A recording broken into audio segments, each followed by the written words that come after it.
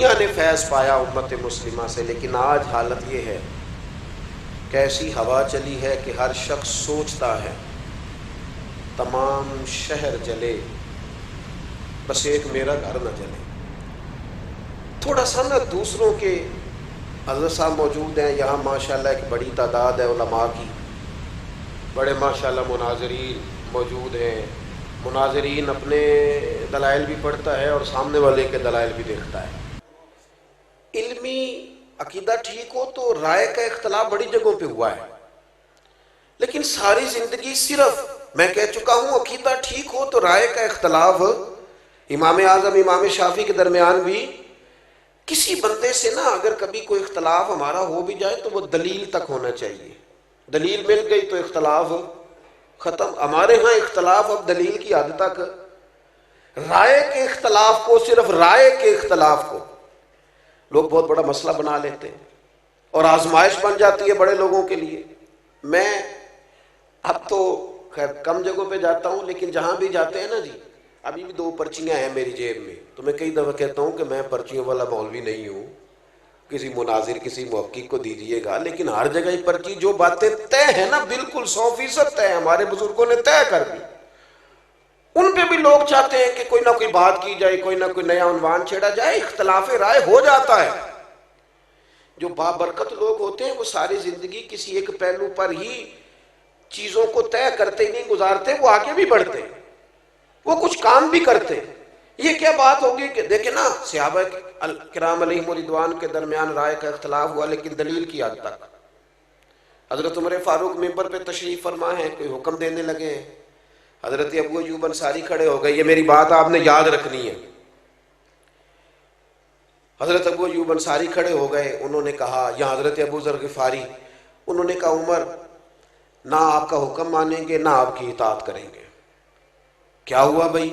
کہنے لگے کہ کل جب سب کو ایک ایک چادر ملی تھی تو آپ نے 2 چادریں کیسے لے لی؟ اس کی یہاں تہمت بن سکتی تھی یہاں کرتا، اور آپ نے کرتا بھی بنایا ہے اور تہمت بھی بنائی، یہ 2 کیسے ہو گئی؟ تو حضرت فاروق اعظم رضی اللہ تعالیٰ عنہ، انسان کو صرف تعریف نہیں سننی چاہیے، اس کے اندر تنقید کا بھی حوصلہ ہونا چاہیے۔ ہمارے اسلاف فرمایا کرتے تھے دشمنوں کی باتیں توجہ سے سنا کرو، وہ تمہیں نکھار دیتے ہیں، وہ ڈھونڈ ڈھونڈ کے وہ چیزیں لاتے ہیں جو تمہارے فائدے کی ہوتی ہیں، غور سے سنیں تمہارا مخالف کیا کہتا ہے، لیکن حوصلہ ہی نہیں ہوتا، عادت بن جاتی ہے۔ اب تو کچھ لوگوں کے بارے میں محسوس ہوتا ہے کہ تنخواہ پہ بندہ رکھا ہوا ہے خوشامد کرنے والا، کیونکہ وہ بیچارہ ادھر ادھر جاتا ہی نہیں، اور ایسی رٹی رٹائی کہانی سناتا ہے کہ جس میں سے محسوس ہوتا ہے کہ نہیں یہ تو طوطا ہے، تو پوری کر کے یاد کر لی۔ عزیز بھائی، تنقید کا، حضرت عمر بڑے جلالی ہیں لیکن وہ اپنی ذات کے لیے نہیں ہیں، پوری بات تسلی سے سنی اور بڑے علم اور بردباری سے کہا میرا بیٹا جواب دے گا۔ حضرت عبداللہ ابن عمر یا آپ کے بیٹوں میں سے کوئی کھڑا ہوا اور انہوں نے کہا حضور آپ نے حکم دیا ہے تو میں عرض کرتا ہوں۔ کہنے لگے چونکہ مال غنیمت میں چادریں تقسیم ہوئی تھیں اور سب کو ایک ایک ملی تھی، تو ایک میرے والد کو ملی تھی تو ایک مجھے بھی تو ملی تھی نا، میں نے سیدنا عمر کو دے دی اور ان کا کرتا بھی بن گیا اور تہمت بھی بن گئی۔ اب جو سامنے بیٹھے تھے نا جنہوں نے اعتراض کیا تھا انہیں دلیل مل گئی ہے، جواب مل گیا ہے۔ اب انہوں نے یہ نہیں کہا کہ نہیں نہیں صحیح بتائیں، نہیں میں گھر بھی جاؤں گا تلاشی بھی لوں گا، نہیں یہ نہیں کہا کہ میں اس پر حلف بھی لوں گا، دلیل مل گئی، قربان جائیں۔ یہ ہے بندہ مومن کی شان۔ فوری طور پہ دوبارہ حضرت ابو ذر غفاری اٹھے اور اٹھ کے کہنے لگے عمر اب آپ بات کریں، ہم آپ کا حکم بھی سنیں گے اور فرما برداری بھی کریں گے۔ چونکہ اختلاف رائے دلیل کی حد تک تھا، دلیل مل گئی اور ہمارا اختلاف ختم ہو گیا، بات ختم ہو گئی، طے ہو گئی۔ تو عزیز بھائی بیٹھ جائیں، اللہ آپ کو خوش رکھے۔ ایک کھلاری ہے تو پھر کٹھے بھی تھے آپ ہی کرنے پہنتے نے نا، اللہ آپ کو خوش رکھے، یہ کچھ ہے نا کام تو نہیں نا جی۔ ایک بات اور عرض کرنی ہے پھر اپنی بات کو ختم کرتا ہوں۔ جب ہم چاہیں گے نا کہ ہم سے اللہ کوئی کام لے لے تو پھر تھوڑا سا ہمیں دوسروں کے جذبات کا بھی خیال رکھنا پڑے گا۔ یہ ٹھیک ہے کہ بڑا آدمی دیر سے آتا ہے، لیکن بڑا آدمی کبھی یہ پسند نہیں کرتا کہ کوئی اس کے لیے بیچارہ منتظر بیٹھا رہے۔ یہ نہیں ہو سکتا کہ ہٹو بچوں کی داستانوں میں کئیوں کے دل ٹوٹ جائیں۔ دوسروں کے جذبات کا خیال رکھنا احساسات کا ہمارے ہاں نا یہ مسئلہ بن گیا ہے کہ اپنی ذات سے معاملہ شروع ہوتا ہے، اپنی ذات پر ختم ہو جاتا ہے۔ ہمارے بزرگوں نے، ہمارے مشائخ نے احساس رکھا، احساس۔ میں اپنے حضرت کی بارگاہ میں بیٹھا تھا، ایک بزرگ آ گئے، اب وہاں 3-4 مفتیان کرام بیٹھے ہیں جنہوں نے اپنے اپنے فتاوی جات کی تصدیق لینی ہے، تو بابا جی آ گئے تو وہ اب سادی سادی باتیں، بیٹا بڑا تنگ کرتا ہے، ساری باتیں بہو کی مانتا ہے، شادی سے پہلے بڑا نیک تھا۔ یہ بھی بندہ اپنے دل کو تسلی دیتا ہے، ورنہ جو پہلے نیک ہوتا ہے بعد میں بھی نیک ہی ہوتا ہے، اور جو پہلے نہیں ہوتا وہ بعد میں بھی کسی اور کا نام لگ جاتا ہے، ورنہ وہ بعد میں بھی معاملہ ایک تو وہ ساری نہ سادی سادی باتیں، حضرت اس کو جواب دیتے ہیں۔ پھر اس نے وہ ساری تسلیوں کے بعد کہا مجھے تعویذ بھی چاہیے، ایک لکھا تو اس نے کہا نہیں ایک برکت کا بھی چاہیے، اس نے کہا ایک تعویذ مجھے نظر کا بھی چاہیے۔ تو وہ تسلی لے کے وہ شخص اٹھ کے چلا گیا۔ ایک مفتی صاحب کہنے لگے حضور اس طرح کے بندے میرے حوالے کر دیا کریں۔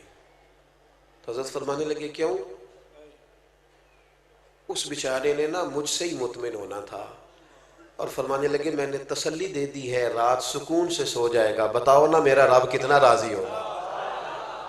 یہ جو احساس ہے نا کسی کا، یہ جو احساس ہے، یہ جب طبیعت میں پیدا ہو جاتا ہے نا، جب اس کے اندر جب ذوق پیدا ہوتا ہے۔ میں جمعہ لیٹ نہیں کرتا اس لیے کہ جب مجھے کوئی لیٹ کرے تو مجھے تکلیف ہوتی، اس لیے میں بھی نہیں کسی کو لیٹ کرتا۔ میں کہتا ہوں جب میں لیٹ نہیں ہونا پسند کرتا تو کوئی بیچارہ کیوں لیٹ ہو۔ تھوڑا سا احساس، میں نے کہا تھا بات ختم کرنی ہے،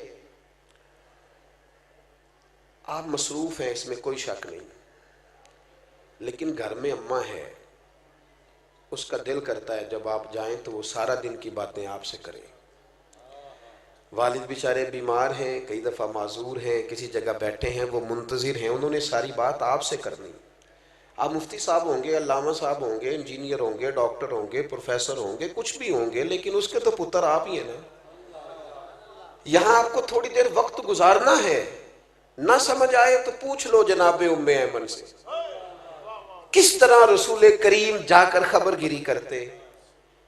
آپ جتنا مرضی لمبا سفر کریں، دنیا گھوم کے آ جائیں، پر بیوی کا لباس آپ ہے، اس نے سارے دن کے دکھ آپ کو سنانے۔ میں تو مصروف بڑا ہوں، میں باہر سے تھکا آیا ہوں، تو نے بات چھیڑ دی ہے۔ با فیض با برکت لوگ یوں نہیں کرتے، ہم اپنے سونے کے لیے لوگوں کا دل توڑ دیں۔ سنو، اور بات ختم ہوئی۔ سیدہ عائشہ صدیقہ رضی اللہ تعالیٰ عنہ فرماتی ہیں ایک دن رسول کریم نے مجھ سے فرمایا، کہا عائشہ ایک بات کروں تم سے؟ حضور میرے تو نصیب جاگ گئے، کرم ہو جائے۔ فرمایا جب تم راضی ہوتی ہو مجھ سے تب بھی مجھے پتہ چل جاتا ہے، اور جب تمہارے دل میں کوئی بات ہوتی ہے جب بھی پتہ چل جاتا ہے۔ کہتی ہیں میں فٹافٹ اور زیادہ امتن گوش ہو کے عرض کرنے لگی حضور میں اور آپ سے ناراض؟ تو فرمایا بتاؤں پھر؟ یا رسول اللہ فرمائیے۔ فرمایا عائشہ تم کبھی کبھی قسم اٹھاتی ہو؟ یا رسول اللہ اٹھاتی ہوں۔ فرمایا جب راضی ہوتی ہو تو کہتی ہو مجھے محمد مصطفیٰ کے رب کی قسم، اور جب تمہارے دل میں کوئی بات ہوتی ہے تو پھر کہتی ہو مجھے حضرت ابراہیم کے رب کی قسم۔ حضرت عائشہ صدیقہ کہتی ہے میں تمہیں بتا نہیں سکتی لوگوں میری کیفیت کیا تھی۔ وہ بات کہاں یا رسول اللہ، آپ لفظوں تک کا خیال رکھتے ہیں، جملوں تک کا احساس فرماتے ہیں کہ کوئی کیا سوچ رہا ہے، کیا بول رہا ہے، کہاں تک سوچے گئی ہوئی ہیں۔ فرماتی ہے میں جب بھی اس بات کو سوچتی میں رو پڑتی کہ حضور اتنا زیادہ خیال ہم نے نہ چھوڑ دیا ہے، اپنی زندگی میں محو ہو گئے، مست ہو گئے۔ میرے دوستوں میں سے جب کوئی مجھے کہتا ہے نا تھوڑا ڈرائیور، تو میں کہتا ہوں یار وہ ٹھیک ہے آپ نے جس طرح بھی کہہ دیا، پر میں تو گاڑی میں سو جاتا ہوں، بیچارہ جاگتا رہتا ہے۔ وہ اس کو اسٹیٹ سیدھا دیکھنا ہے، میں تو لیکن قدر نہیں ہے نا، احساس نہیں ہے۔ ہم نے سوائے اپنے دائیں بائیں دیکھنا چھوڑ دیا ہے۔ اپنے آپ کو بابرکت بنائیں، بافیض بنائیں۔ مومن کے لیے وہ اجر ہے جو کبھی ختم نہیں ہوگا۔ جانے کے بعد لوگوں کی تعریفیں شروع ہوئیں اور پھر بڑی ہوئیں۔ میں اندر بیٹھا تھا ابھی حضرت کے گھر میں، تو میں وہاں بھی کہہ رہا تھا کہ میں دل سے حضرت مفتی صاحب کی قدر کرتا ہوں، اور میں مجھے حاجت نہیں ہے کسی بندے کی تعریف کرنے کی، تھوڑا سا ذرا شعر سے، کتاب سے، پڑھنے لکھنے سے شغف رہتا ہے۔ حضرت علامہ شرف صاحب رحمۃ اللہ علیہ کی کتاب پڑھنا، صاحبزادہ خورشید گیلانی صاحب نے تقریض لکھی تھی، تو میں بھی تھوڑا سا طالب علمی کے زمانے میں گیلانی صاحب کے پاس آیا جایا کرتا تھا، مجھے اچھا لگتا تھا ان کا لکھنا۔ تو شرف صاحب نے لکھا تھا کہ سمجھ نہیں آئی، یہ ان کا جملہ ہے جناب، علماء سے معذرت کے ساتھ، انہوں نے کہا تھا سمجھ نہیں آئی کہ سغرے کبرے والا مولوی اتنا شستہ کیسے لکھ لیتا ہے، اتنا صاف کیسے لکھ لیتا ہے، یہ سمجھ نہیں آئی۔ پھر کہنے لگے ہاں ہاں سنا ہے، مرغابی جب پانی سے نکلتی ہے تو پر خشکی ہوتے ہیں اس کے، سنا ہے کہ جو کچھ لوگ ایسے ہوتے ہیں کہ جو جس جگہ بیٹھتے ہیں پھر وہ محفل اور انجمن کا حضرت بڑا صاف ستھرا لکھتے ہیں، عمدہ لکھتے ہیں، اور بعض منظر نامے تو ایسے ہیں کہ جو لوگ نہیں گئے وہ بھی اگر صحیح طرح پڑھ لیں تو محسوس ہوتا ہے کہ ہو گئے آ گئے۔ تو کچھ لوگوں کی قدر کریں اپنی زندگی میں۔ میں ایک جگہ پہ موجود تھا تو مجھے وہاں کے لوگ کہنے لگے کہ ہمارے یہاں کے بعض علماء سے ہمیں شکوہ ہے، آپ بڑے اچھے ہیں۔ میں کہ میں اتنے رہندہ نہیں نا تاں کر کے، اگر آ گیا پکا تو پھر معاملہ شاید کچھ اور ہوگا۔ یہ ہوتا ہے ایسا، جو چیزیں زیادہ قریب ہوتی ہیں وہ بعض اوقات زیادہ، جو زیادہ دور ہو وہ محسوس ہوتا ہے کہ شاید زیادہ بڑی ہے۔ تو اپنے آپ کو بابرکت بنائیں، بافیض بنائیں، زندگی وہی اچھی ہوتی ہے جس سے کوئی نفع لے لے۔ اللہ تعالیٰ اس آستانے کو قیامت کی صبح تک آباد فرمائے۔ آخر دعوانا الحمدللہ۔